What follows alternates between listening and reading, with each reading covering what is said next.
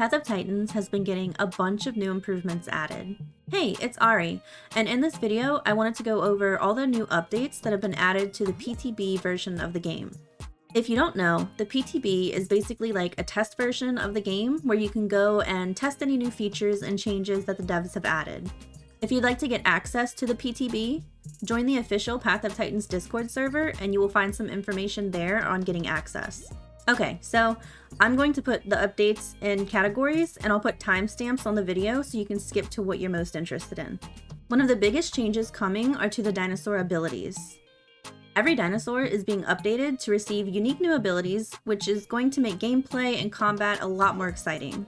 Most of the abilities that have been added so far are just generic passive abilities that boost like armor, turning speed, and stamina, for example, but we have seen a few neat active abilities being added as well.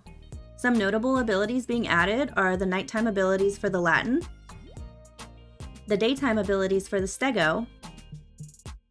The Thalassodromeus has gotten a bow roll ability, but I can't really show it because it's bugged at the moment, unfortunately. The Metri has gotten an ability called Putrid Scales, and the Sarco has gotten an ability called Nictitating Membrane that allows you to see better underwater. I feel like the devs are definitely going in the right direction with all these new abilities, and as I've said before, I'm really excited to see more advanced abilities that are going to come to the game, such as the grabbing ability for Sarco. Some other big changes that have been made are to the fish AI, and we've also gotten a new critter added, the frog. Let's take a look at the frog first. The frog is a new critter that's been added, and it has the ability to not only hop on land, but it can also swim in the water, as you can see here. Other than that, it pretty much behaves the same as the other critters. Now that we have frogs added, this definitely opens up the possibility that we'll see the remaining two semi-aquatic creatures added soon. These two critters are the Basilemes and the Goniophilis. So the AI fish in the game have received some changes as well. Many of them, when eaten, now give specific buffs. I know from now on, whenever I play a semi-aquatic dinosaur, I'm definitely going to be carrying a fish with me at all times, so I have a buff ready when I need it. I also find it really interesting that the devs decided to add buffs to fish, because now I'm wondering if we'll get similar buff-giving food items for land dinosaurs. Maybe there will be different types of plants added that give buffs to herbivores, and for the carnivores, I'm honestly not too sure what kind of food buffs they could get. I thought maybe as a carnivore, if you kill and eat a certain dinosaur species, that dinosaur's meat could give you a specific buff, but thinking about it more, that could encourage KOSing, so now I'm just not too sure. It seems a little unfair that only aquatics and semi-aquatics would get food buffs, so I guess we'll just have to wait and see if the devs are cooking anything else up for the land dinosaurs. Speaking of, if you're enjoying this video, be sure to give it a like, and if you want to see any new videos that I'm cooking up, subscribe to my channel so you'll be notified right away. The Gondwa Map has been getting a bunch of improvements made to it.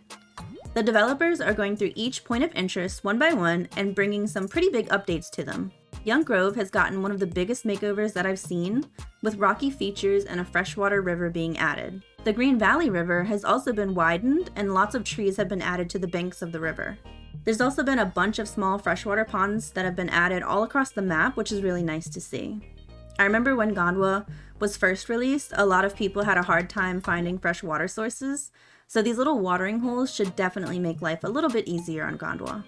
I wanted to also mention the makeovers that 5 of the dinosaurs have received so far: Suchomimus, Ceratosaurus, Metriacanthosaurus, Alioramus, and the Concavinator have all gotten TLC updates to their models, textures, and animations. I've already mentioned in previous videos how much I love these remodels, and I'm really excited to see what dinosaurs are going to be remodeled next.